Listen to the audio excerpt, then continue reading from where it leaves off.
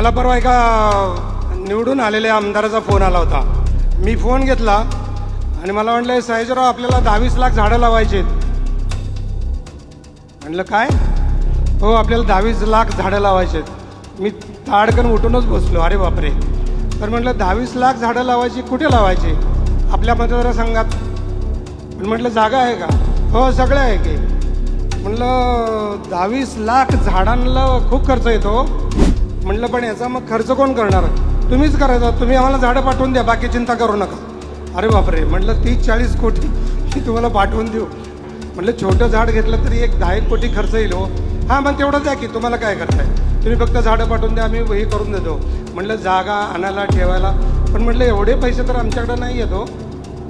घ्या की कोणाकडून तरी, एवढे नट फेमस आहे, तुमचे एवढे पैसे मिळतात, त्यातले घ्या 4-5 कोटी, बघू आपल्या फंडातनं 2-3 कोटी देऊ. अरे बापरे. सुदैवानं तो राष्ट्रवादी काँग्रेसचा नाही, पण आता विद्यमान निवडून आलेला आमदार आहे.